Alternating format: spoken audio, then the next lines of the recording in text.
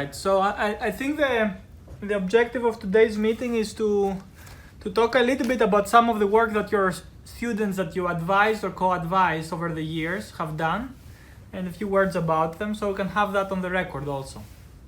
Well, that sounds like a lot of fun, actually, because I've had 23 students for which I've either been chair or co-chair, and some of them have been lifelong friends and colleagues in engineering practice, and others I have actually even lost track of. But in any case, the first student for whom I was a co-chair was more like a colleague because he and I were doing our doctoral research at about the same time, and at the same time as VincentDrnevich. And that was Sherif Afifi. Sherif came raw from Egypt and wound up in Ann Arbor in the middle of winter. Coming from a Mediterranean climate, he was devastated and had quite a time adjusting to the cold weather. But Bill Richards' wife, Betty, insisted that Sherif go out the first weekend in January with their family and toboggan and sled down snow-covered hills. It was a real shock to Sherif. But Sherif went on to do an excellent thesis on time effects or aging of soils. He worked principally with sands and noted the gain in modulus with time at low strain levels. And Sherif set the record, I believe, for the longest running specimen. He had a specimen that ran over 900 days. And the end of the experiment was sort of a disaster. The window washers came along at the bench where he had his specimen operating for a long period of time and knocked over the containment vessel. That ended the longest going resonant column test that we ever knew of. Wow. Sherif went on to work with Alyeska Pipeline Company on the Alaskan pipeline, and worked for Bechtel for many years, and I actually was an employee of his for some time at Bechtel on a part-time basis. Sherif and I still get together frequently, although now he lives in Lansing where his son is, so I see him only a couple times a year. But Sherif has been a good friend and a partner in consulting throughout his career. His thesis was 1970. So that's when he completed his thesis. When he defended and completed. Okay. My second student is probably the most famous. He has made quite a name for himself in determination of soil properties in the underground, and that's Kenneth Stokoe. Ken actually was an assistant to me on my thesis in the mid-60s, and then went on to work on the effects of embedment of footings to vibration. Ken used the experimental facility that I built for my thesis to do his work. And that was a 22-foot diameter, 6-foot deep sand bin in which we could perform scale model tests. And Ken tested cylindrical models of footings they were cast in the typical concrete cylinders that we use in the United States for testing and proofing the strength of concrete. In any case, Ken and I became good friends over a long period from my thesis. He started working for me in '65 and then went on to starting his own thesis in 1970, completed his work in '72. That was a co-advised with Professor Richard too? Yes, that's right. Okay. That's right. And during that time, Ken was the only student of our geotech group who made use of the Big Ten traveling scholar arrangement. Ken had started his undergraduate at Michigan, finished his master's, and went on for his PhD. And Bill Richard insisted that he go someplace else to get some additional experience outside of Michigan. And of course, Richard was an Illinois grad, and so that was a logical target destination for Ken to do his Big Ten traveling scholar arrangement. With that arrangement, the student registers at their home university and pays at the home university and takes classes at the host university. So Ken spent a term at Illinois. And when he came back, while he continued and finished his work on embedded footings, he and I worked on the development of the cross-hole method for measuring shear wave velocity and consequently shear modulus as a function of depth. That really set off a decade of intensive work using the cross-hole method. It was particularly important as the nuclear power construction boom was happening during the '70s decade, and there was a lot of investigation going on, particularly to find shear modulus as a function of depth. Ken and I have had 3 publications jointly, some as recently as I guess 3 years ago, and so over the career, he and I have collaborated many times. I suspect he and Sherif Afifi have been my longest lasting and closest student friends. After Ken, another student came along. Just before I interrupt, let me ask you this question. This is the cross-hole work, is the one that led to the paper that you guys received an award for? So that's the one in the AC journal that received? Yeah, 72. Okay. 1972. And yeah. I see. Okay. Sounds good. Overlapping with Ken in terms of the timing of his work here was Donald Anderson. And Don really studied the dynamic modulus of clays. Most of the earlier work was done on sands with the early work of Hardin and Hall and work with Drnevich, but not much had been done with clays. And so Don concentrated on the dynamic modulus of clays. He also took a short sidestep and looked at the influence of temperature, going from 4 degrees to 4 degrees Celsius to probably about 100 degrees Fahrenheit. Oh, wow. And the intent was to see for a sand whether there was any significant difference. And his work showed that there was no significant difference.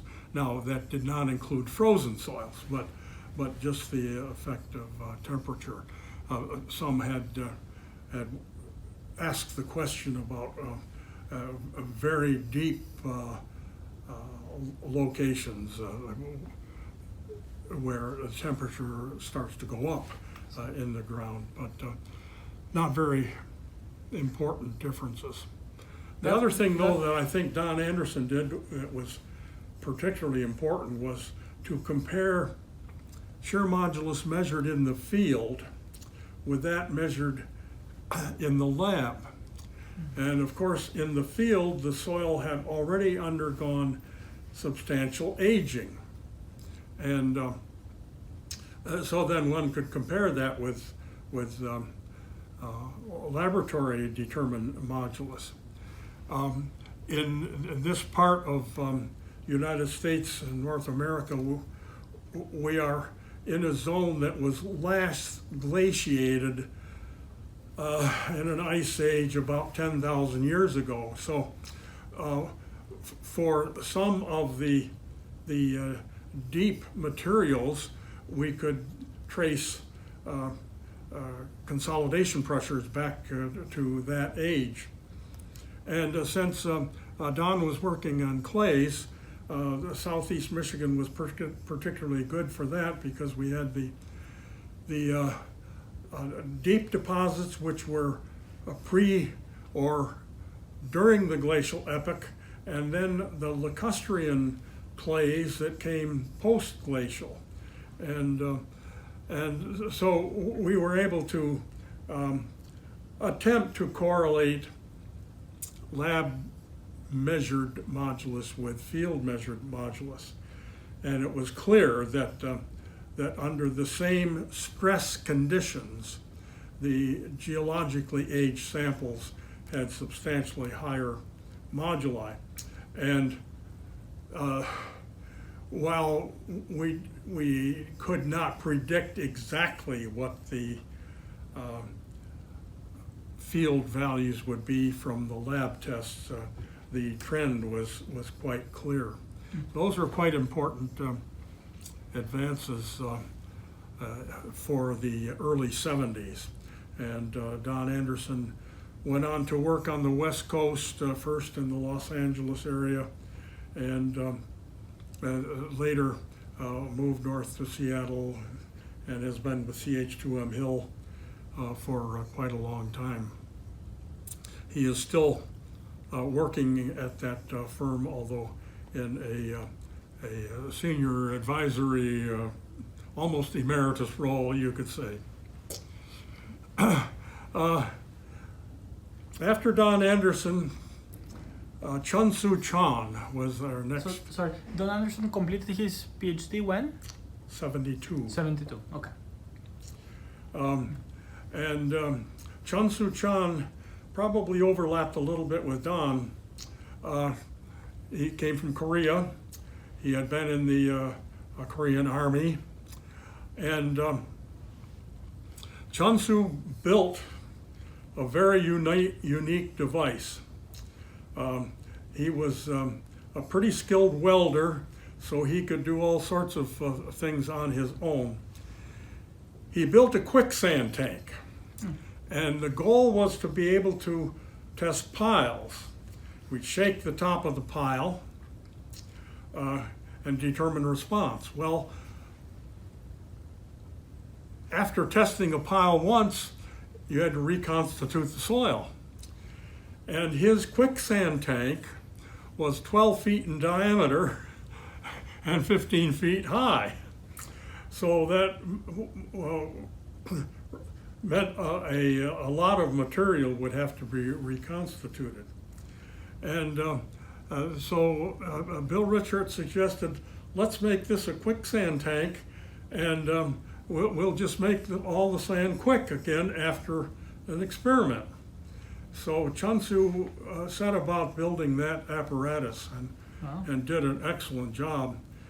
Well, that also meant that we had to learn about filters because To make the soil go quick, we had to introduce high volume of water in the base of the apparatus, and so he built a 3-layer filter, epoxied particles together from very coarse gravels down to sands.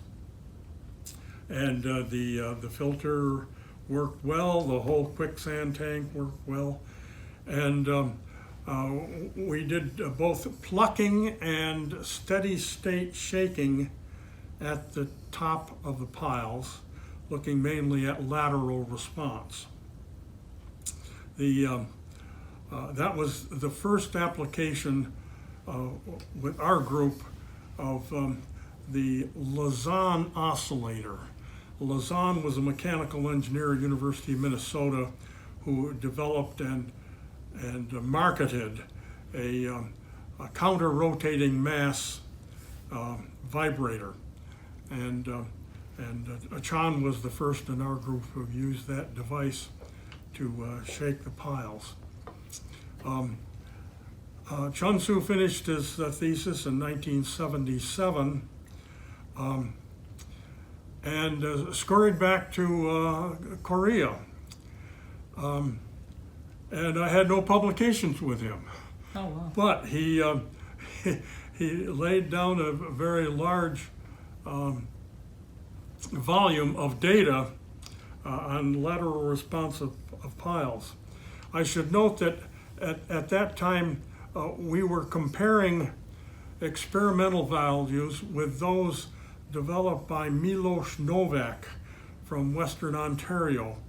Novak had developed a procedure for evaluating piles and deep foundations in general, based upon the Baronoff elastic side layer theory.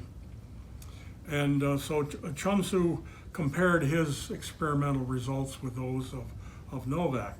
Novak came over and visited a couple times, actually as early as the time of my thesis, about 65. And we collaborated quite often with him.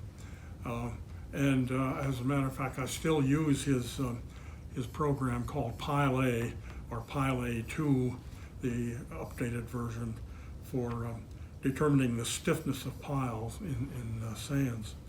And so Chan did some excellent work. He did publish with Professor Richards. Overlapping a bit with Chun-Soo was Robert Henke. And Bob used that quicksand tank as well. He studied the torsional response of cylindrical footings. And again, the quicksand nature of the tank allowed for him to reconstitute the soil in the same condition quite accurately. And he performed the torsional tests. We learned a lot of things in that what we thought was going to be a simple thesis, but to apply a torque impulse was much more difficult than we expected. It looked very, very nice to have a long bar and then a second one that could swing and hit that bar to provide a torque. Well, it turns out that the point and time of impact of the ends of the swinging bar to the fixed bar have to be extremely precise, or you don't get a clean torque. You get a very shaky situation. It turns out at about the same time, Ken Stokoe was having a student doing essentially cross-hole tests with a torsional source down in the ground, and he learned the same thing, that it's not easy to produce that clean torque. In any case, Henke wound up finding that it could be done, but after much experimentation. When was that? And Bob actually was working the late 70s. He didn't publish the thesis till 1980, but he was working in the 77 to 80 region time frame. Bob Henke went on to Johns Hopkins, and he spent most of his time attempting to develop a torsional apparatus for soil testing. And he spent a lot of years working on that. He demonstrated the device at a geotech conference in Atlanta. I'm not remembering the year, but in any case, the apparatus didn't really catch on for field testing. During that same era, our student Neville Allen,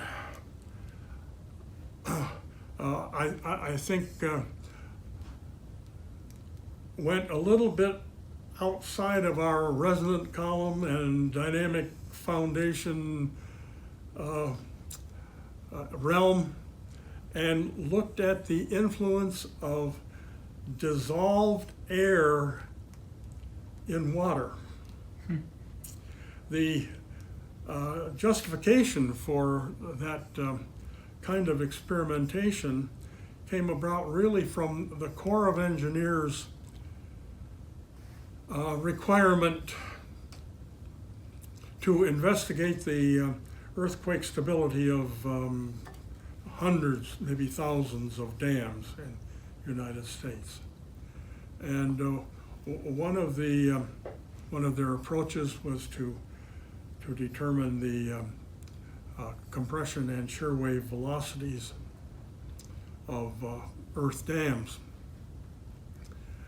The difficulty, of course, that we knew about all along was that when you're testing in saturated or partially saturated soils, your P wave velocity is going to simply reflect water. That you can't get the BO wave of the second kind. It's very hard to measure. So the concept of his thesis was, and it was supported by Water Waste Experiment Station, try to determine what the status of saturation in an earth dam was based upon compression wave velocity.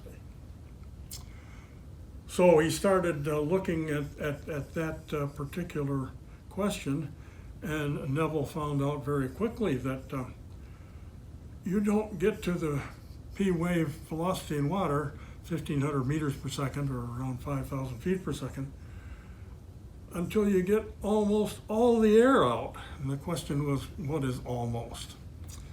And so he had to build an apparatus to propagate compression waves and at the same time saturate with very highly purified water.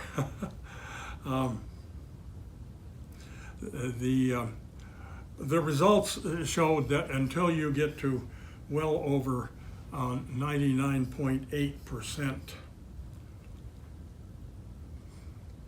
how do I put this, saturated sand with only hundredths of a percent air in the water, do you get to the theoretical wave propagation velocity.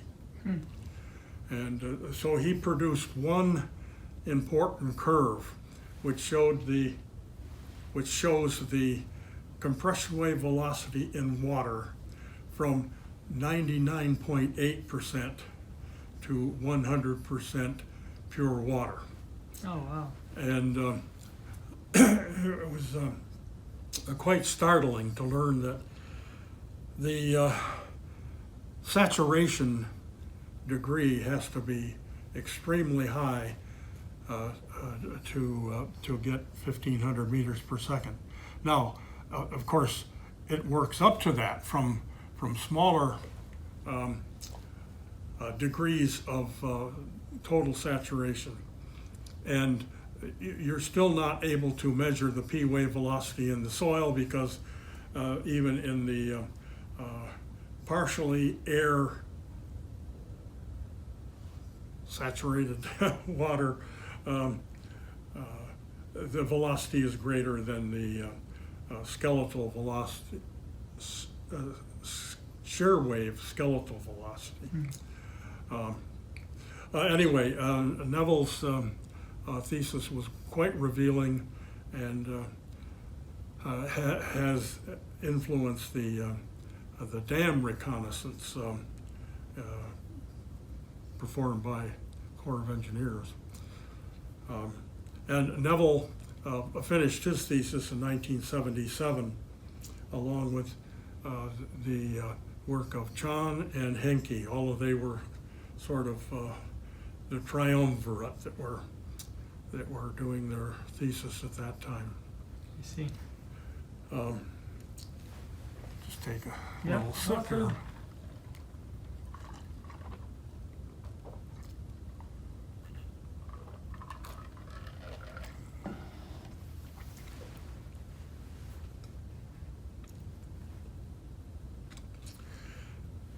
At I'm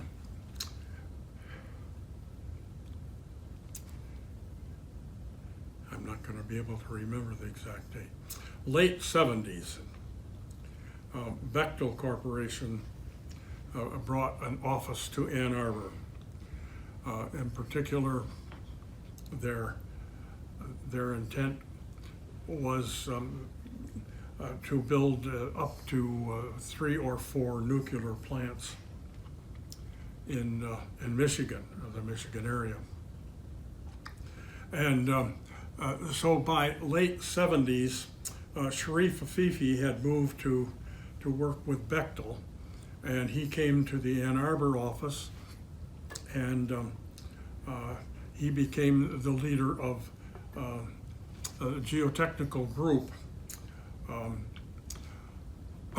for whom a young fellow by the name of Glee was working. And Glee was recommended to us by Sherif to do a thesis in soil dynamics. And since Bechtel was working not only on the new nuclear plants, but then had contracts with Detroit Edison and Consumers Power, the local energy companies, Sherif could get access to these plants and the work that was going on. Well, that led to Dennis' proposal to do field testing, dynamic field testing of full-scale piles. And with the access that Bechtel provided, we were able to test principally steel and concrete-filled steel piles from probably smallest diameter 10 inches, about 20 feet deep, to 18 inches, 160 feet long. And so Dennis worked out a procedure for mounting the Lausanne oscillator on top of the pile to shake it in whatever mode we wanted. But we were principally looking at the lateral mode, although we also did test vertical. There wasn't, we didn't feel that torsional excitation was particularly interesting. So Dennis tested, maybe as many as 100 full-scale piles on various sites. Oh, wow. And I suppose the principal sites included the Monroe power plant of Detroit Edison, and the St. Clair power plant, which was being built, a new coal-fired plant. Sorry, it may not have been coal-fired. That may have been natural gas-fired, up along the St. Clair River near Port Huron, Michigan. At the St. Clair plant, we did the 160-foot long piles. Well, 160-foot long for lateral response, it doesn't make much difference whether it's 60 feet or 160 feet. All the response is near the top. But in any case, these were piles in clay. And Dennis also compared his results with the Pile A program of Novak, and with some other programs that were available at the time, but Novak seemed to work the best. But of course, what Novak knew already, and we learned very quickly, was that after the first excursion, the soil is no longer the same as it was, and so you need to account for the gap that is being developed. Of course, the gap develops principally with clay soils, and it remains open, and so as a matter of fact, Novak accounts for that in his program and allows various elements near the top of the pile to go from zero contact to various amounts of contact. So in any case, with the work from Chang and combined with Glee, pretty much convinced us that at that time, we're talking early 1980s, that the Novak Pile A program was as good as we were going to get. And Dennis did a whale of a job, because he got right out to the field and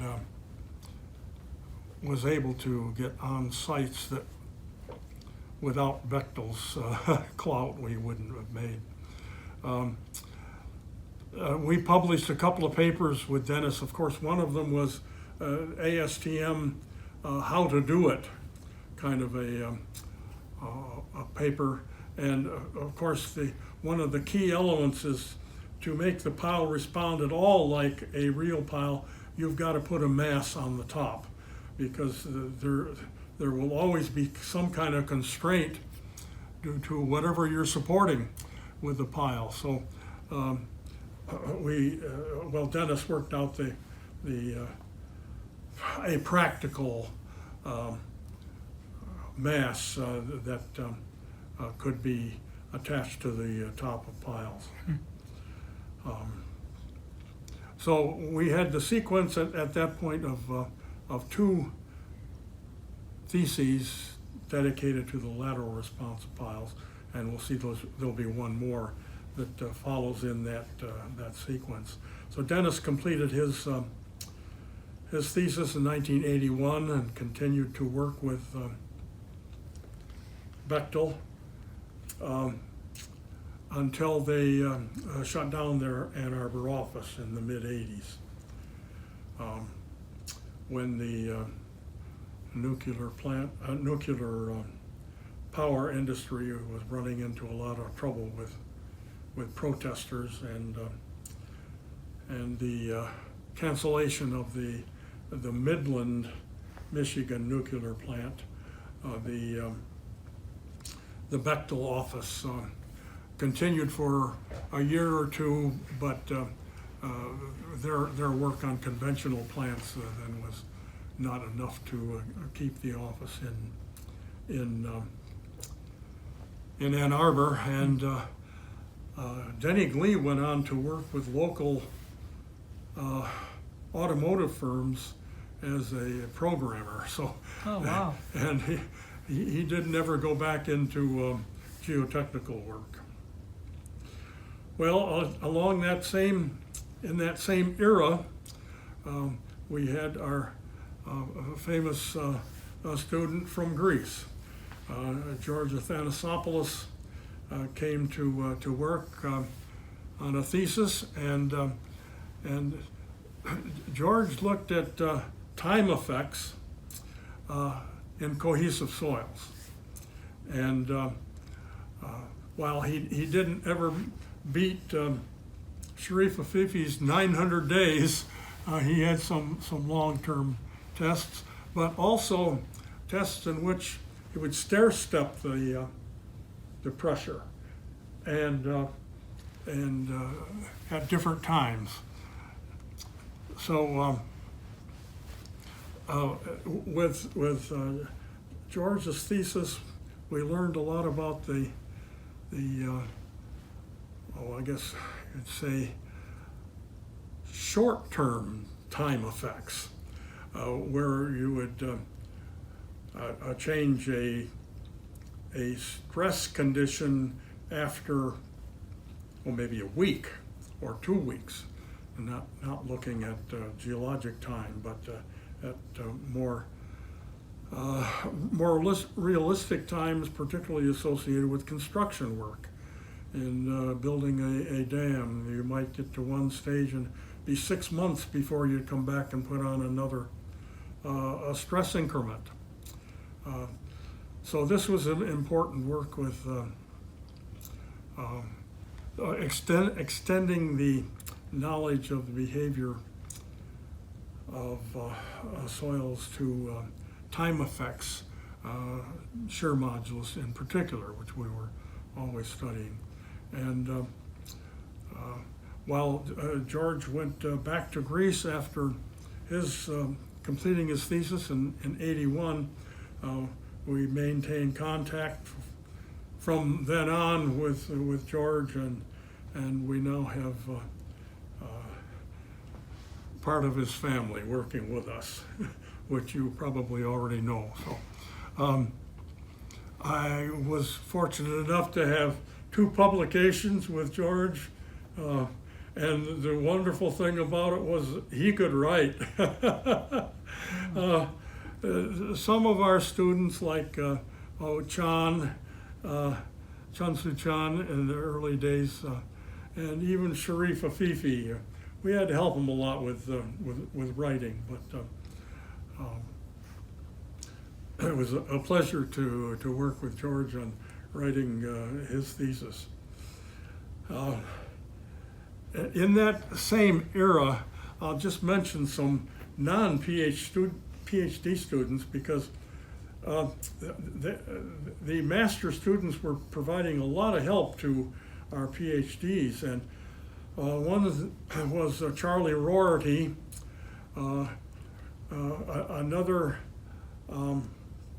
was Kevin Hoppe, and these fellows contributed substantially to the theses from, I think Henke and Glee and Athanasopoulos, and even the next student that I'll talk about. But both of those master students have gone on to be leaders in the geotechnical community in the southeast Michigan area. One of them is president of NTH, and the other, Roarty, is a senior engineer with them. My next student, co-chairing with Bill Richard, was Richard Ray. Rich Ray was the first of the geotechnical students who incorporated a computer in his testing apparatus. Don Gray's student Peter Boscher, just before or coincident with Rich Ray, used a computer in his work, but it didn't control the apparatus. And we're talking about Apple II computers. Oh, wow. These were little devices. I can't even remember what their capacity was, but Rich needed two of them. So he coupled two of them together, and he programmed them to operate the resonant column device. He used the Drnevich developed high amplitude resonant column device that we had at Michigan, and he was able to perform tests with variable cycles. Now, most of our resonant column testing is done steady state, nice uniform amplitude. However, earthquakes don't happen that way. So Rich was successful, one of the first who was successful. I can't remember other researchers who did it, but there were others. But he was able to program high amplitude, low, negative, high amplitude. In other words, multi period and amplitude signals, and trace then the modulus of sands with that kind of apparatus. Of course, that was a time when computer development was also running rampant, and we soon got into the IBM machines that dominated our labs for a long time. But Rich was the first to make that computer coupling and really make it work. He went on to the University of South Carolina, where he stayed for a number of years. He is now in Hungary. He is teaching there. Rich's thesis was completed in 1983. He attempted to duplicate the apparatus at South Carolina University and was not very successful. I don't know what the problems were, probably funding, but in any case, he did not carry on with any more of the earthquake loading. That's really impressive, though. I mean, we're talking about the early, like 81, 82, and computer control testing. Yes. I'm curious to look into who else may be doing something like that at that time. It's very early, I think. It was, and Bill Richard didn't think he would do it. He didn't think it could happen, and so he sort of washed his hands of the research, and Rich and I carried on. That's impressive. That's very fascinating.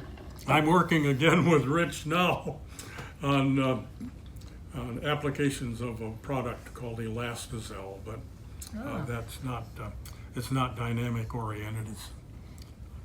Well, in a sense it is, because we're dealing with applications in California and Caltrans, so maybe it is. But so again, Rich Ray in 1983, and we have stayed in pretty close contact since that time.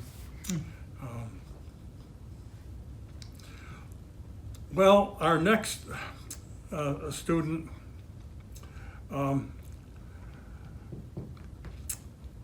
was the first how shall I say it? The first Chinese student to come to the civil engineering department after China more or less opened up. While I was not a co-chair for his thesis, I probably spent more time with him than the chairs. And this was Wu Shiming. And Wu came in about 1981, and he worked on a problem that Richard and I ran into in Brazil. I have to give a little background to this because I think it was important in the two theses that came on later. Anyway, for a nuclear power plant under construction in Brazil, there was discovered a error in the calculation of the response of the pile foundation, and the piles needed to be reinforced. So the plant, which was on the South Atlantic coast, was surrounded with a cofferdam, and the groundwater pumped down. And being close to the sea, there was enormous amount of pumping had to be done. But the piles were excavated then for about 18 feet. What is that? The 6 meters was what they were, and cut off, new reinforcing, and in some cases even a larger diameter was provided. So then the soil was replaced, and of course the earthquake analysis said that the soil has to be replaced at the same modulus that it was before and that they used in the calculations. So it was refilled at about meter lifts. And it was discovered that when the lift was compacted and tested, the shear wave velocity came up to something which, after a little bit of time, would match that which was used for the original sand condition in the first calculations and in the improved calculations, and looked good. All right, so then we went to the second step. Second meter replaced, compacted. And we discovered that the modulus of the first layer went down, not up. There was more confinement. Why'd it go down? Well, okay, that's maybe just one lift. We'll try another lift. Now the top lift was compacted, came up to shear wave velocity, and the two prior lifts went down in velocity. So what was going on here? We learned that the contractor, as soon as we had a lift qualified and starting to add a new lift, changed the pumping requirements. Oh, what? Yeah. Changed the drawdown.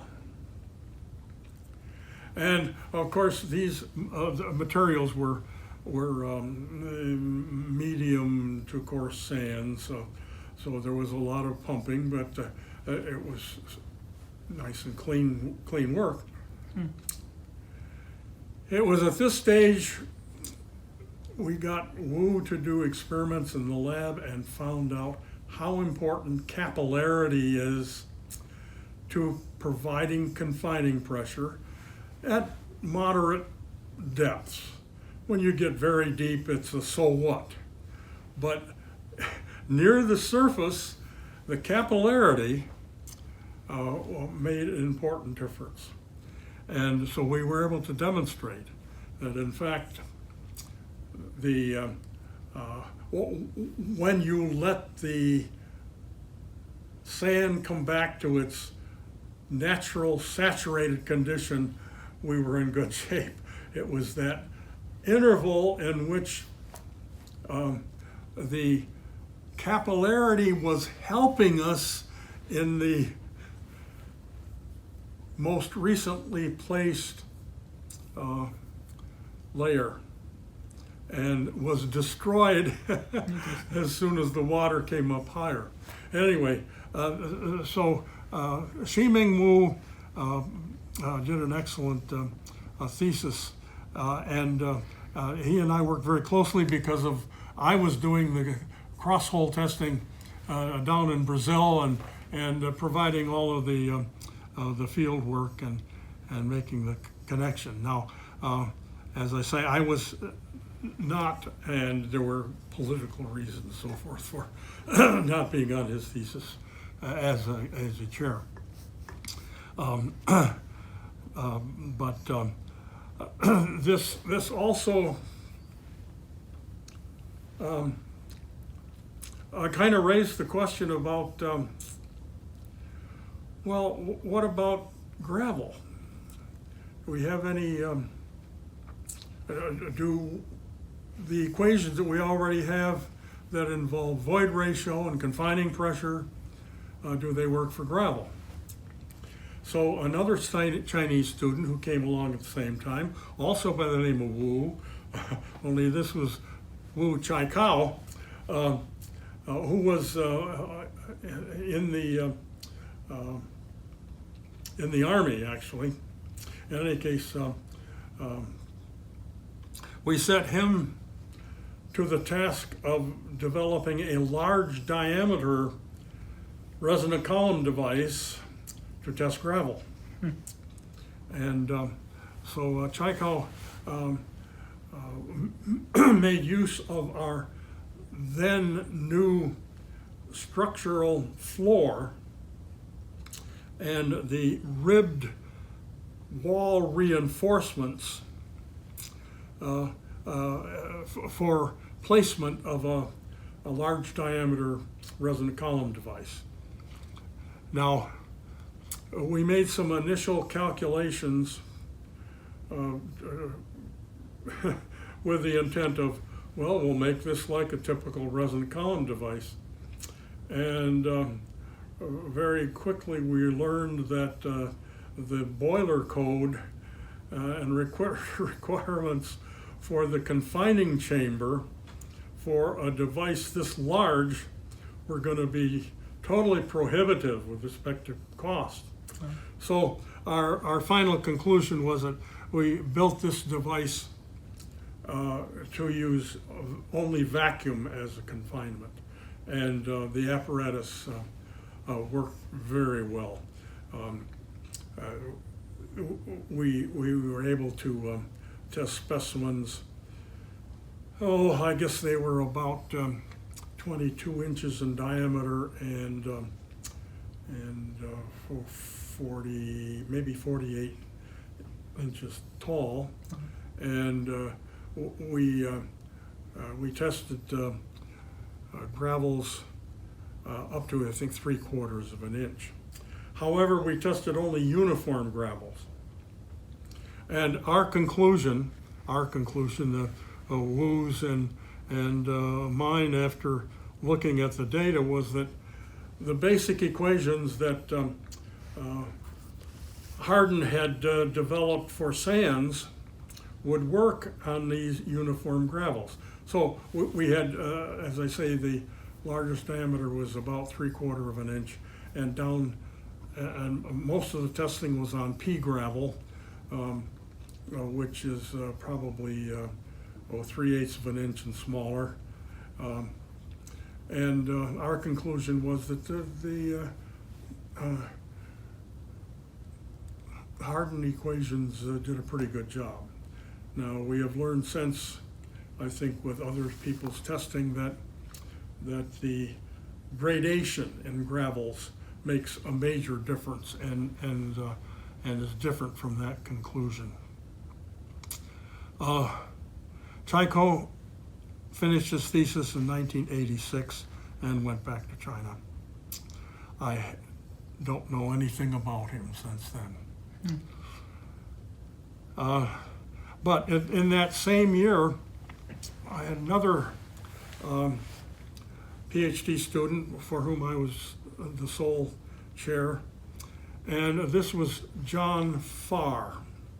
Now, John Farr had done his master's at Purdue and went to work at Waterways Experiment Station in Vicksburg.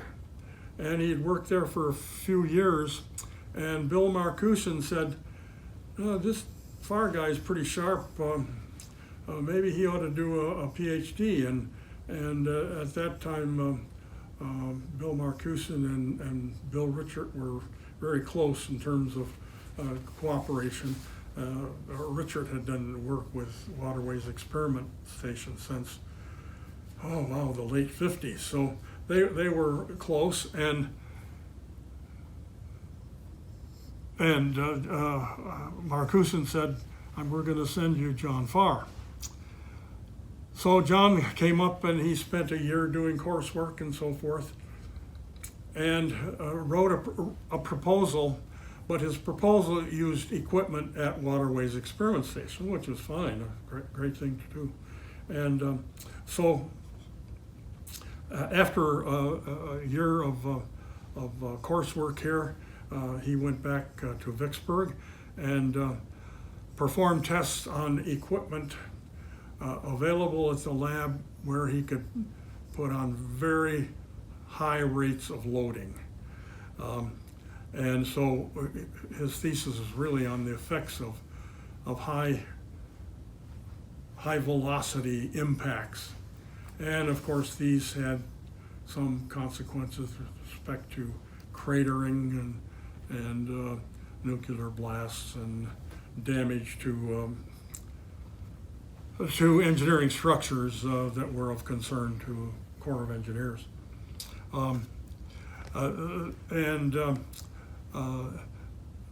This was our first experiment with having members of Waterways Experiment Station on the doctoral committee. And so Guy Jackson at the Waterways Experiment Station was on John's committee. John Farr then stayed on at Waterways Experiment Station for a few years, kind of drifting over into programming war games. And by the end of the 80s, he had moved to West Point and was teaching in industrial engineering at West Point.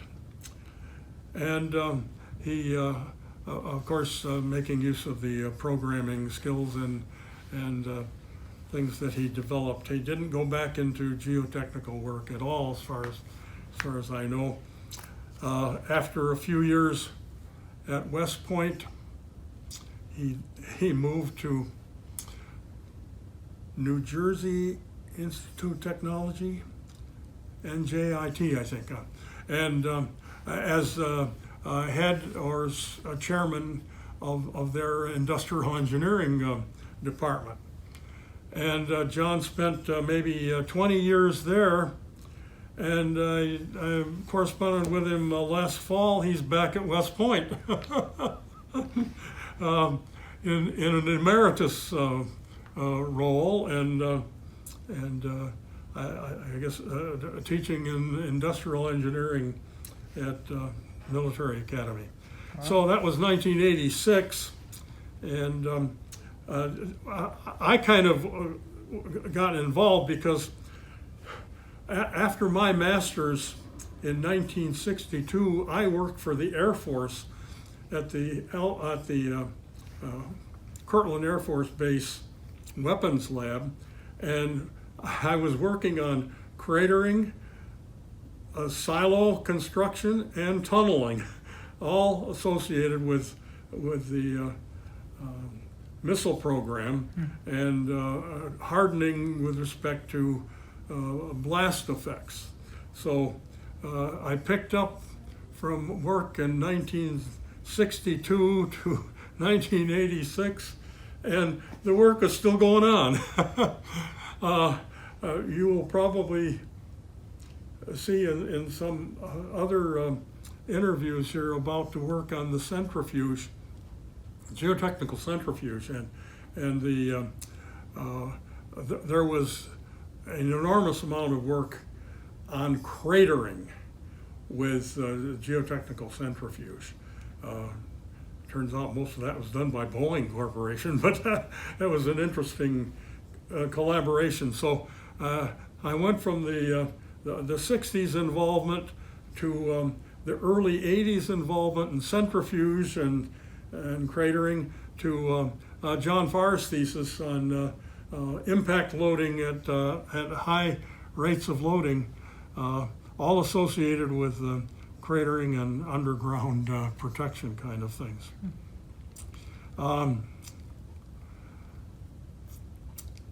Well, at that, for some reason, and I'm not exactly remembering why it became important at that moment, but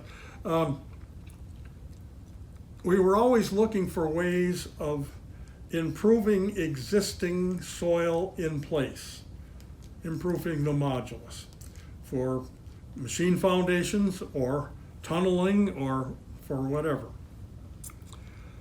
So in the mid-80s, T.S. Chang was our student. He was from Taiwan, and he set about trying to determine the behavior of grout cemented sands. And there turned out to be a lot more to it than we expected. The first question is what kind of grout to use that will penetrate sufficiently to make it practical. What grain size distribution can you even hope to have success? And those questions were obviously important, but it turned out there were other things that we learned that wound up being even more important. Chang learned that you only need to grout about 1/10 of the void volume to generate maximum increase in modulus. And that is kind of reasonable when you get down to thinking about it. The grout in the center of a void only adds mass. It's the grout at the contacts between grains that add stiffness. And so Chang, through a series of many tests, determined that it was the contact grout that did the job. And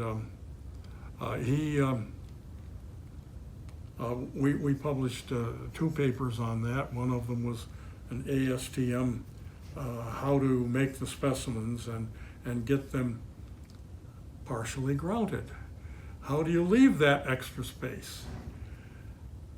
Well, that was an important thing that we learned, and that was that you grout with a surfactant.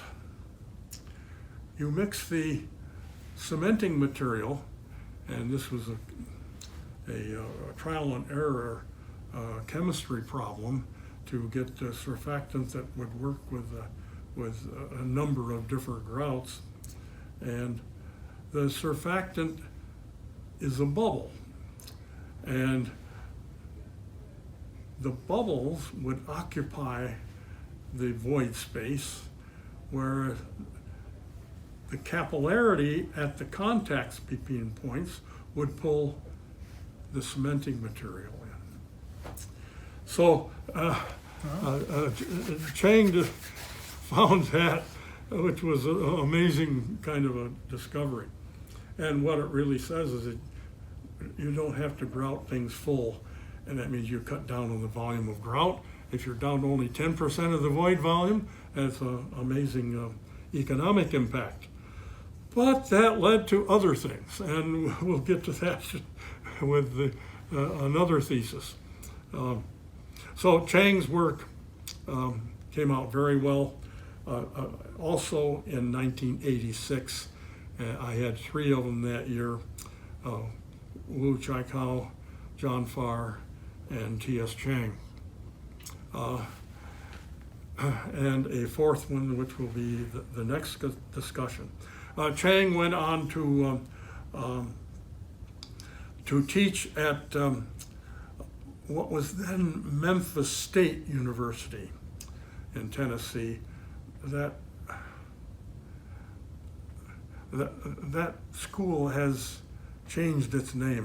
Maybe it's now just University of Memphis, but it was Memphis State at that time. And he spent a few years there before going on to a Taiwanese university as their department chairman. I've lost track of him in the last 15 years. I have a feeling he was going into politics, but I don't know that for sure. I can't guarantee it. Well, we're about halfway through, and this has taken much longer than I expected. What do you think? Up to you. We can go. Well, I can go on, and yeah. I think we're getting some very interesting ones coming up too. Yeah, absolutely. We should. Well, during the era of the late 80s, another student who had done all his degrees here at Michigan, the name of Dennis Hiltonen, was ready to do his PhD.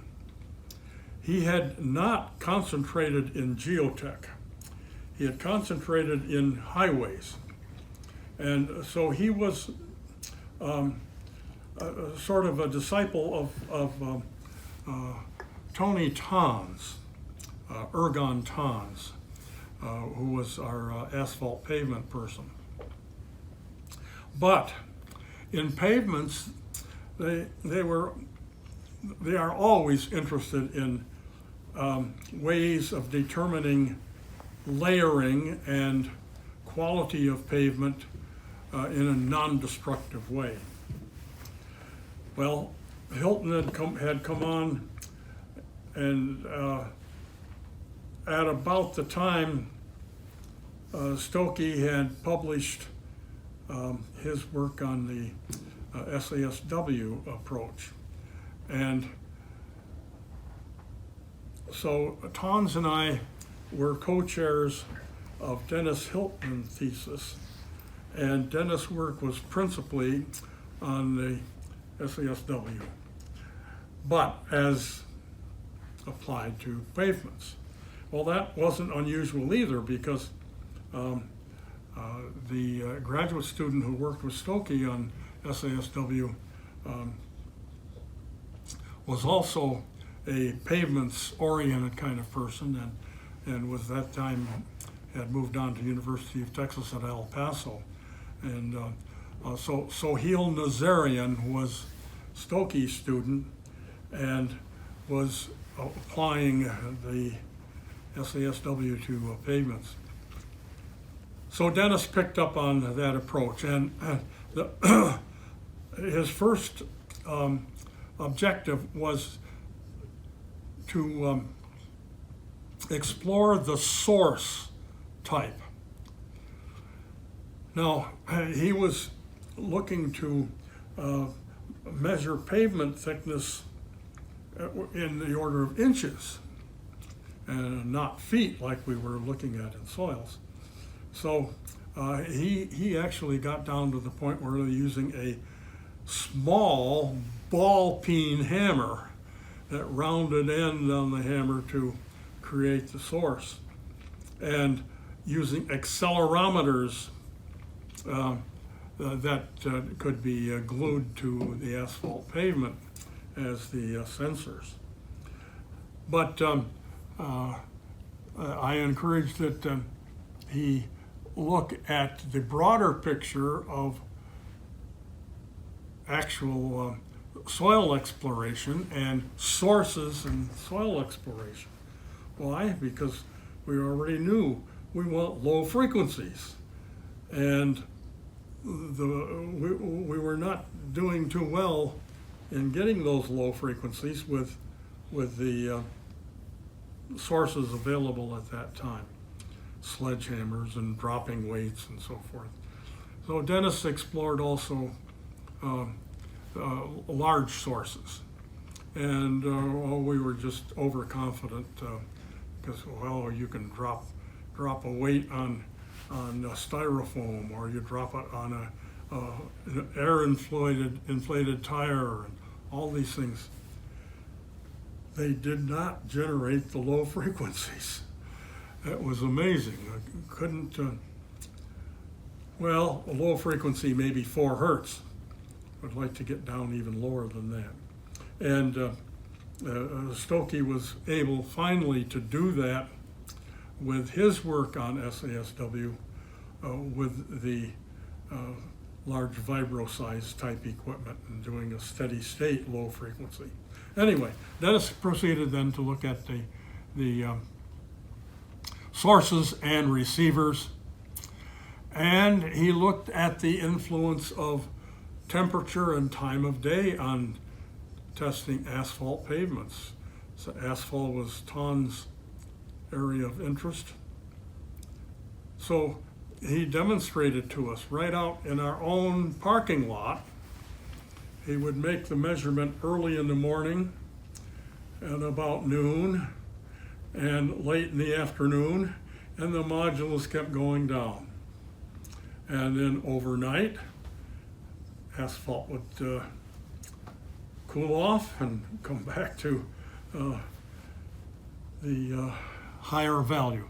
So he demonstrated the importance of temperature in the asphalt pavements, but made important contributions in the analysis, in particular in mid 80s, and Dennis' work was probably 84, like that.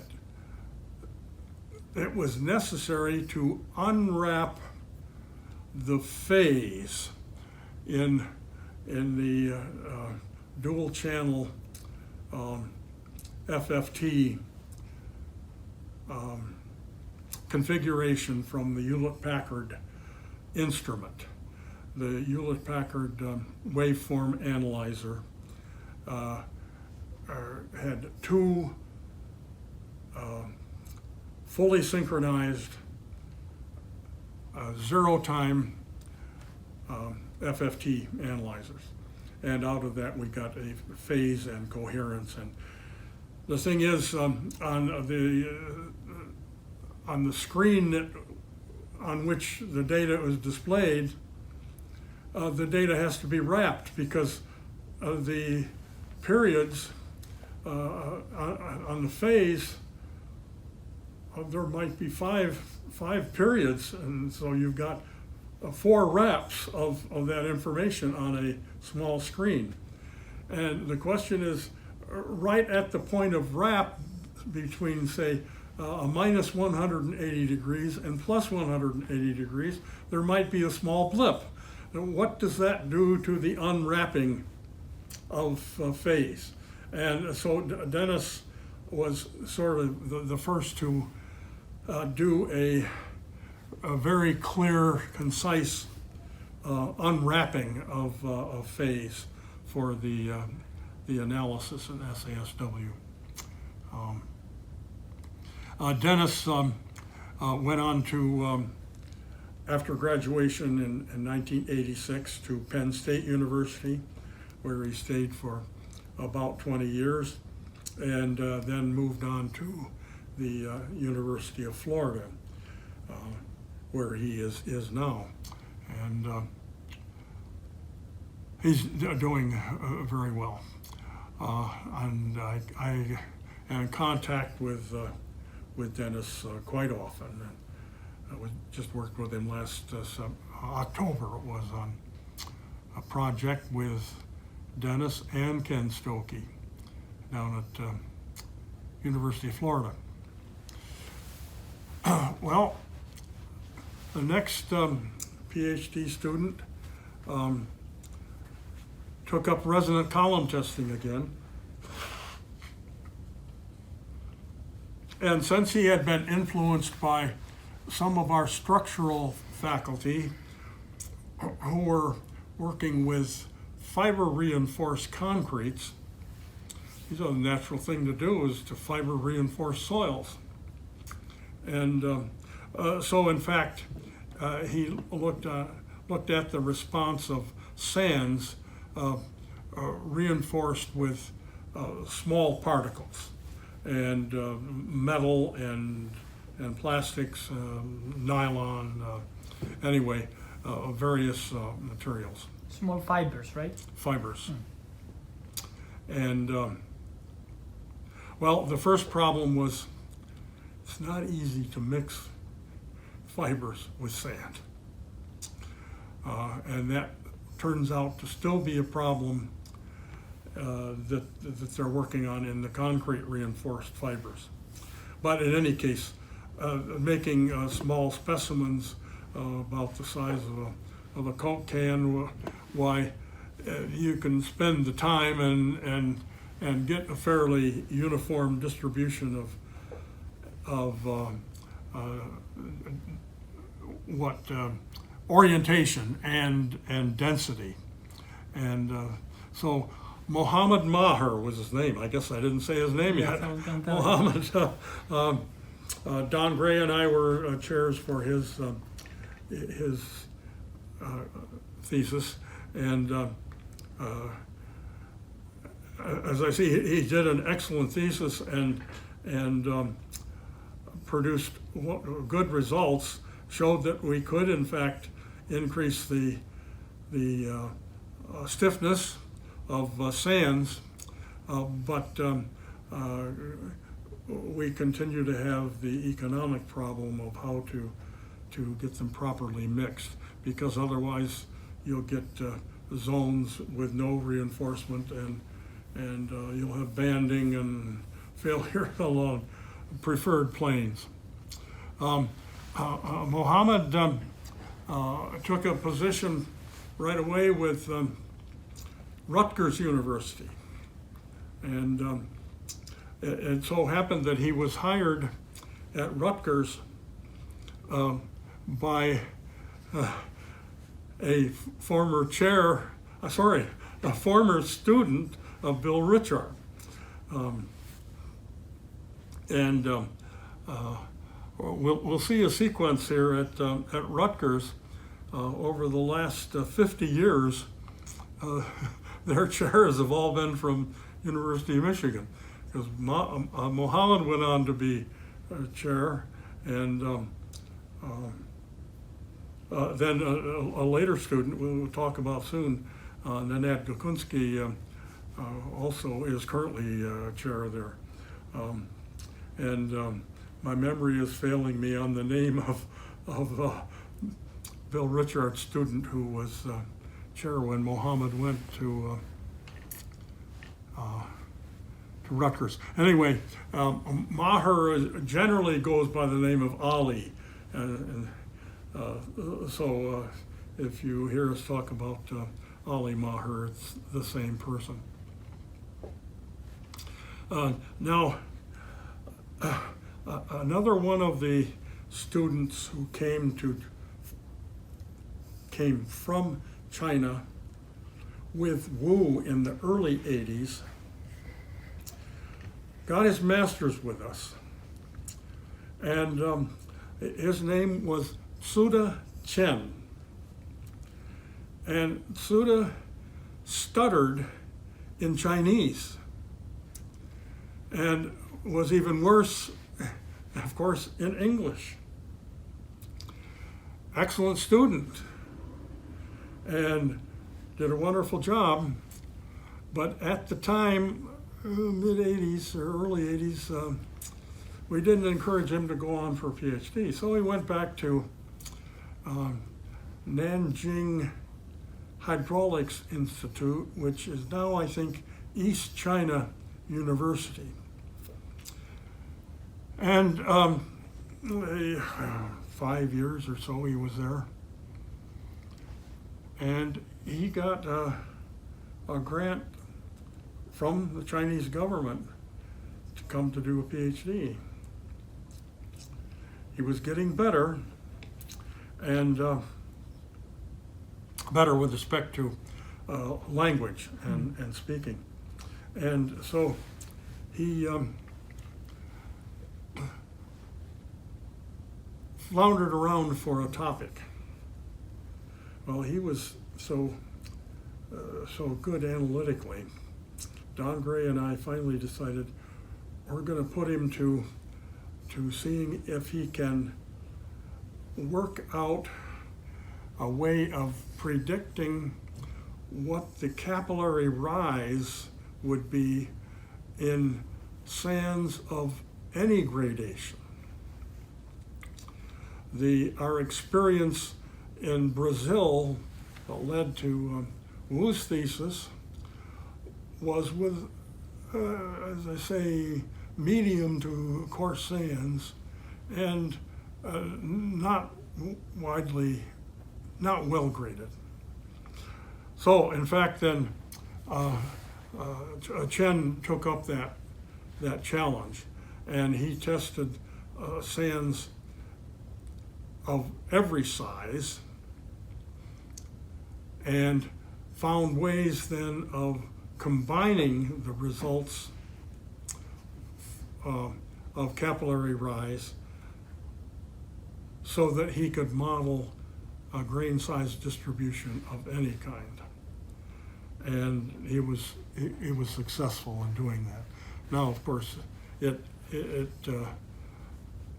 has the same limitation as our earlier observation, and as it's important in the first few meters, but beyond that, then other stresses become far more important than capillary stresses. So it doesn't do too much. But with respect to the kinds of work that Professor Gray does and the geoenvironmental concerns about growing and slopes, the surficial materials along slopes, this has some application, and it turned out to be quite an amazing thing that he could put all of that together and make it work. Xuede continued to improve in, I don't know whether he improved in Chinese or not, but in the English language, so he now speaks quite normally, and he is an employee of the Michigan Department of Environmental Quality, and still lives not far from here. He has been an author with textbook with Professor Gray. So Chen finished his thesis in 1990. Now, our last chapter in the dynamic response of piles came about through the thesis of Salah Hasini, last name, a Tunisian student. And Salah made use of our in-floor soil bin. The old soil bin that Stokoe and I used on our thesis was built up from the floor, and the current one that we have goes down below the floor, which is a better situation, but in any case, it provided the site for Hasini to perform his tests. And he performed lateral loading on pile groups. His smallest group was 2 piles, and the largest group was only 4. But with these, one can extrapolate on the basis of the general concept of Haripoulos and get an idea of the effect of pile groups. So Hasini did plucking tests, and he did steady state, vertical, and lateral load tests on pipe piles. The piles were about 6 feet long and 3 inches in diameter.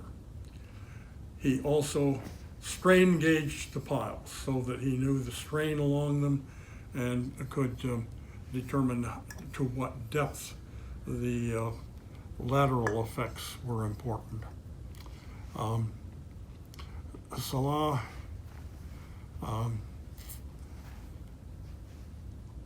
went back to Tunisia. He and I had one paper, but he went back home and is lost. I don't know. He didn't ever publish, as far as I know, his work on the what did I say? Prediction of the response of multi-pile groups based on his 2 and 4 pile. The thing is, it may at this stage not be too important because we are pretty confident of being able to predict the lateral stiffness and vertical stiffness of piles, and then using the static group effects pretty much predict what he found in his models. I'm just sorry that I lost contact with Salah because I thought he had some excellent data for 1990, and but it didn't ever see the light of day. Our next PhD student was Nenad Gucunski. Nenad was co-advised by myself and Don Gray. Nenad had been at Michigan in the early 1980s as a structural student. And he did a master's, and he was feeling very patriotic, I suppose, and decided that after his master's he'd go to his home country of Croatia. So he went back to Croatia. How did I know him at that stage? He must have taken soil dynamics as a course, because otherwise I wouldn't have known him. In any case, he went back to Croatia, concluded that politics and academics there were not what he had hoped for. And he wrote to me these feelings, And just at that time, I happened to have an opening for, I could support a graduate student. So I brought him and his family to Ann Arbor to pursue a PhD, and he went on to work on SASW, but particularly looking at higher modes, and also he developed a method of interpreting the data based really on the structural models. Anyway, Nenad looked at particularly the low frequency end.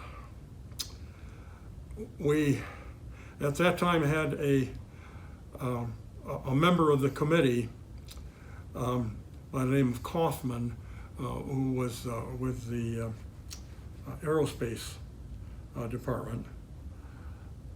And why with aerospace he would have known this, I don't know, but he sort of introduced us to a geophysicist by the name of Aki, who was doing background noise monitoring. And so Nenad looked at that because that also went to low frequencies. And Nenad did an excellent thesis, very efficient, and I think he finished in less than 3 years. But anyway, he graduated in 1991, and he went to Rutgers with Ali Maher, and has remained at Rutgers ever since. I've kept close contact with both he and Ali, and worked with them last summer on a bridge shaking project, which also involved Kenneth Stokoe. So we're getting our students together to do some nice work. Still not being able to remember that student of Richard, who was the first geotech at Rutgers from Michigan. Anyway. But they ended up in Rutgers having 3 Michigan department chairs, one after the other? Or? Yes. Wow. And Gucunski is still there. Wow. And Gucunski built a sand bin like the one that I had built up from the floor, and he did experiments in the sand bin. So our next student came from Pakistan. He was a major in the Pakistani army named Liaqat Ali. Ali was the last name. And the having risen to the rank of major already, he was a pretty independent person. And he had seen what our earlier student T.S. Chang had done with grouting, and the fact that using a surfactant he could grout only the particle contacts, and also observing the work of another student at about the same time, who was not a PhD student, was just doing resonant column work, that you could kind of push a front, meaning a wave front of grout through soil. Now, if what you were pushing through the soil was a surfactant to make bubbles, a surfactant could also cleanse hydrocarbons. he said, okay, we can do the grouting and cleanse gasoline and other petroleum products out of sand. So he went ahead and proved it and demonstrated that it is quite possible. Now, I don't say cheap, but there are surfactants which will foam in the presence of hydrocarbons. And so he demonstrated that one could, in fact, cleanse a spill. We didn't go beyond hydrocarbons. Only using the surrogate for gasoline was the only one that he looked at. And so his thesis, soils partially grouted by a foaming process. Well, but the intent was to get rid of the contaminants. Ali went back to Pakistan in 1992 after finishing his PhD, and it turned out that that year there was an important earthquake in the north of Pakistan. He was immediately sent by the Pakistani army to the north because they were attempting to keep open a road to China, and that was important in their politics as well as military. So he stayed with the military for until, well, he was a lieutenant colonel when he retired. So he got stalled somehow, but he is now at a university whose name I don't know for sure, a fairly new university in Rawalpindi, Pakistan. He and I published part of his thesis work in the international conference in Alexandria, Egypt, a few years ago. That was the last I had contact with him.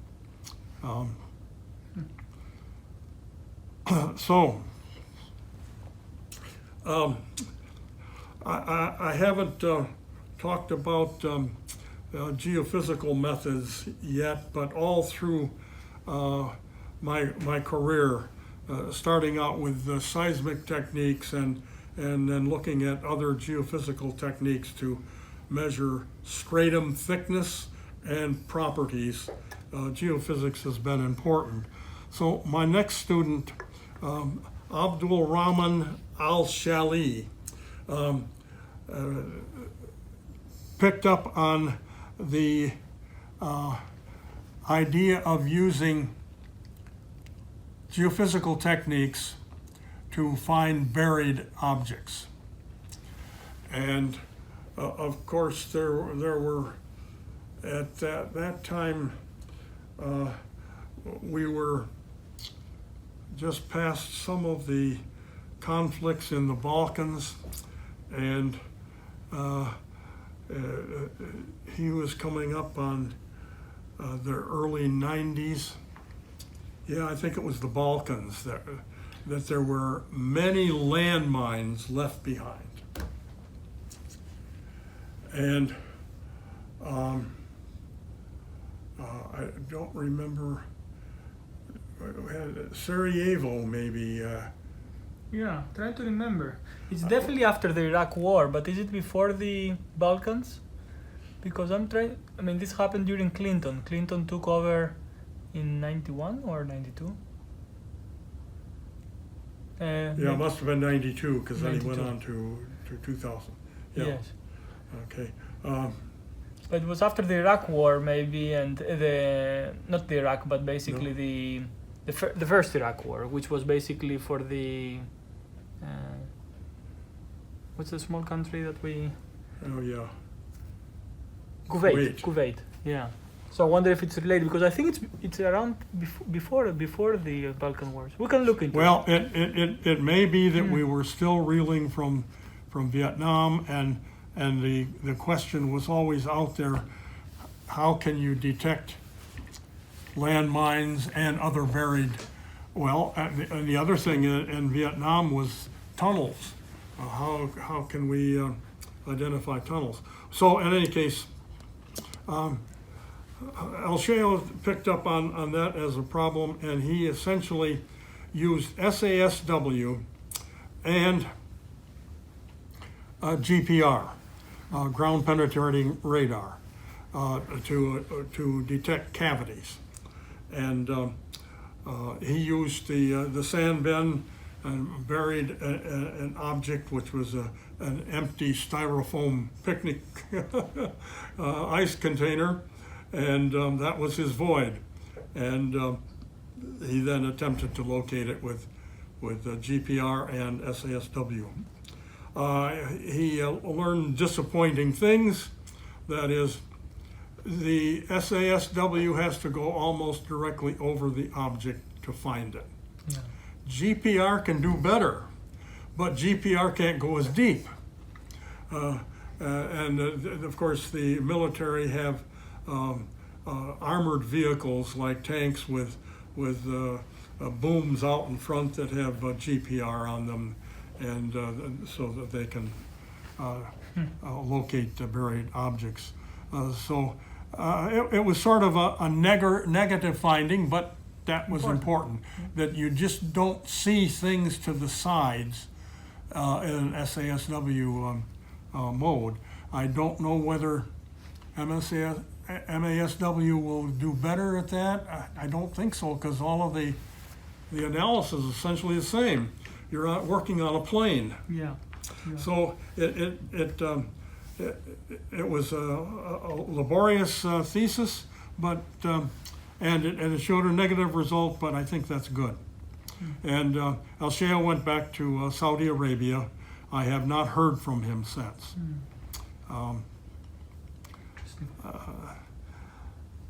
My next PhD student was in cooperation with Robert Hansen. Bob Hansen was the chair of the department for a long while. He was a structural engineer. After he had stepped down from the chair and Ben Wiley was chair, Bob went back to advising doctoral students. And our joint student was Orapun, that's her first name, Churomani. She was from Thailand. And she was looking at the influence of soil structure interaction on highly damped structures. And so I simply provided some guidance with regard to soil properties. And Hansen was guiding her with regard to the structural analysis. Apparently, the consequences of her thesis were quite important. We still get requests for copies of her thesis. I don't know whether people don't know how to get them now or whatever, but anyway, just last fall I had a request and sent a copy of her thesis to California for some earthquake response analysis. I have not had any contact with her since she left University of Michigan. Bob Hansen has simply reported that she went back to Thailand and started working with her father. Her father was an important building contractor, so she may in fact be in business, but I don't know that for sure. She was a nice young lady and worked very hard. When did she graduate? She graduated in 1995. Interesting. In that same time, another Taiwanese, H.S. Chu, was a student, and he saw the work that Liaqat Ali had done on the geoenvironmental work, really, the cleansing of soil, and submitted a proposal to myself and Avery Delon. We collaborated as co-chairs on the thesis of displacement of non-aqueous phase organic liquids from saturated sands with surfactant foams. Okay. And so he carried the work of Ali further with different organic contaminants and different surfactants, and made it very clear that it would work. And we were at this time considering patent. So at that time, the Chicago Geotechnical Group of American Society of Civil Engineers had an annual conference, technical conference, and we participated in that conference and made a presentation. Attending that conference was a representative, an employee of the, I guess it was the US or the American Gas Institute, natural gas we're talking about. And he came up and cornered us after the talk, and he said, you know, we have a patent on that. Really? We had seen nothing of any of their work. Well, of course, that's true when you're going after a patent. Oh, wow. And so after 2 theses and 10 years of work on it, somebody else already had a patent, and nobody is using it. That's the trouble. You get something patented, and if you don't have an outlet right away, it kind of dies and you lose it. And Qiou, for a number of years, worked here in Southeast Michigan with various consulting firms, mainly as a programmer, but I don't know his whereabouts now. So, my last a student for which I was a co-chair was Athina Grizi. Athina worked with myself and Athanasopoulos Zekkos. And Athina's work resulted from a physical problem on an interstate highway about 100 miles west of here, Battle Creek, Michigan. They were replacing a bridge on Interstate 94, one of the earliest built in the interstate system on the road between Detroit and Chicago. And this bridge was being improved, longer span. But during the construction process, in driving piles to support the new bridge, they caused a short-term settlement of the road that went under the interstate. And the pavement dropped about a foot almost instantly. The question was, why? And I was called in as a consultant, and we worked for several months gathering data on why this happened, and generally I was able to show that the vibrations from the pile driving could easily exceed the strain threshold that would allow sand to settle, as we have learned from liquefaction studies. And that, whether it was fortuitous, just dumb luck or whatever, but I was able to predict pretty closely what happened. Well, with that experience then, Ada and I submitted a proposal to the Michigan Department of Transportation to get funding to study this in more detail. And it was a long process through the Michigan Highway Department, but eventually Ada was awarded a contract, and Athena performed the graduate student duties, and it was for the characterization of impact pile driving on the settlement of sands. And we were fortunate, because of our contact with the Highway Department, to have real ongoing projects to deal with, to work with. And we found that the contractors would cooperate with us in the way that we proposed.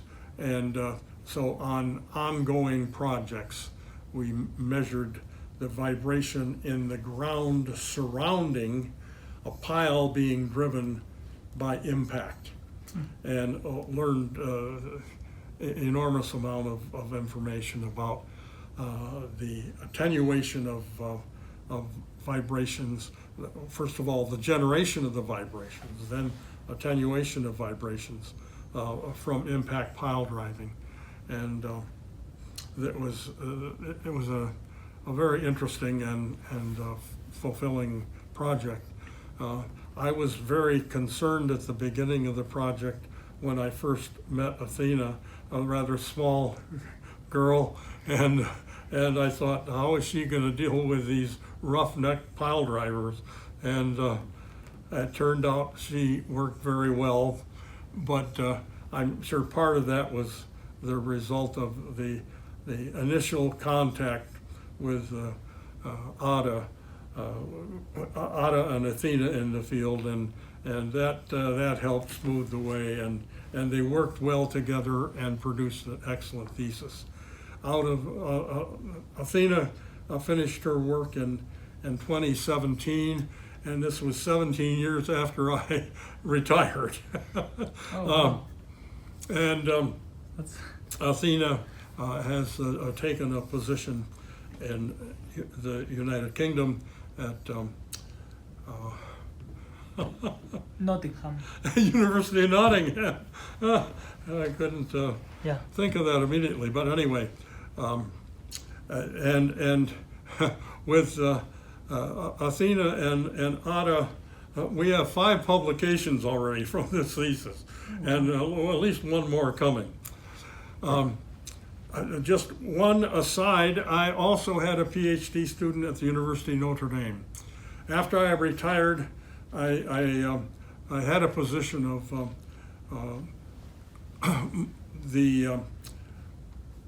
well, I'll just say a visiting professor at my alma mater. I have a bachelor's and master's from Notre Dame, and they invited me to come back. They had a gap and a problem, so I filled in for a few years. Well, it so happened that the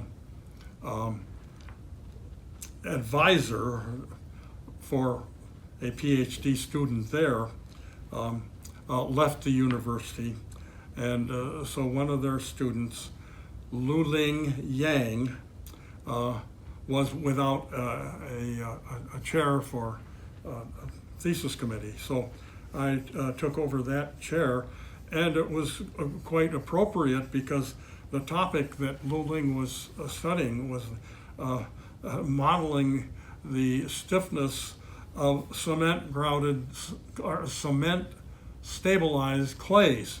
Uh-huh. She said sands and clays, but as we went through it, I said there's an awful lot of data already on the sands, so you better concentrate on the clays, which she did. And we put together a committee of myself and a structural professor at Notre Dame and a geotechnical professor from Purdue. Marika Santagata joined Luling's committee, and she produced a thesis for which we had publications in the Pan American Conference Toronto. But she has gone on, both she and her husband work with the same consulting firm in New York City. I haven't had any additional academic contacts with her. But that's a tale of 23 students advised and co-advised in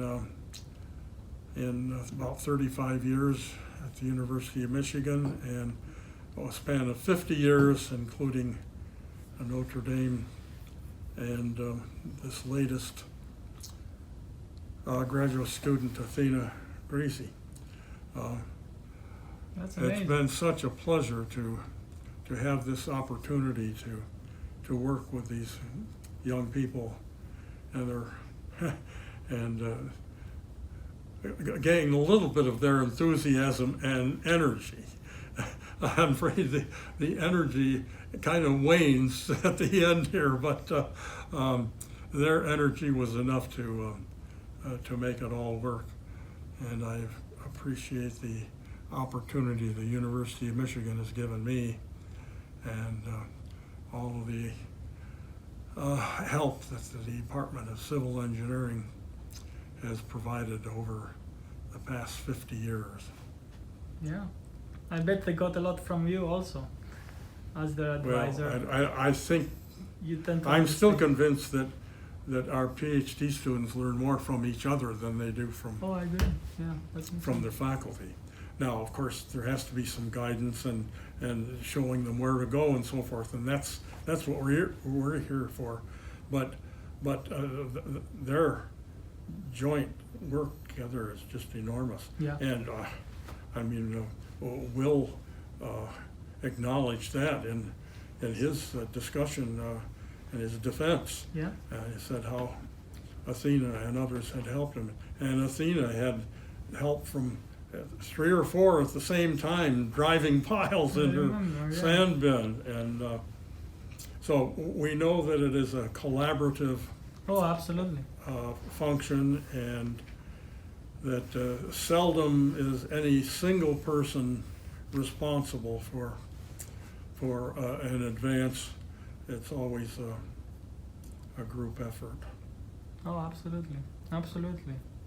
The other thing I noticed is that out of your last 4 PhDs, the 3 are women, while before there were 0. There were none before that. That's exactly right. Yep. So that's 1, actually 2, 3 of the last 4. 3 Yep. of the last 4. Yeah. It's if you think about it, it's a very, so from 0 because you had mostly male, then you went to 75% women in the last so in the last decades or so. A couple of decades was mostly women. I think After retirement, or I think we had only one woman before, and that was Roman's student, Salah Hasini. And before that, a master's student, a woman who went on, Hutchinson. oh, Sarah, yes. Sarah, she's down at San Diego. Yeah. Yeah, I see. yeah. Well, we've been a long way because right now the graduate population in geotechnical is primarily women downstairs. Yeah. So it's that indicates to me. Well, It happens, of course. It fluctuates, but at least now we Sure. are. sure. It's fun. Well, I think it's good,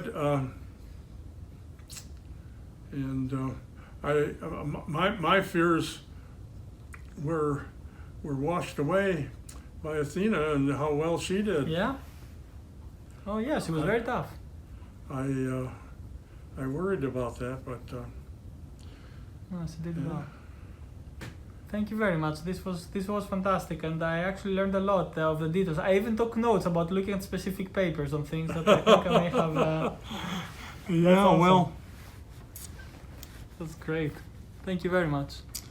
I keep in contact with 1, 2, 3, 4, 5, 6, 7, 8.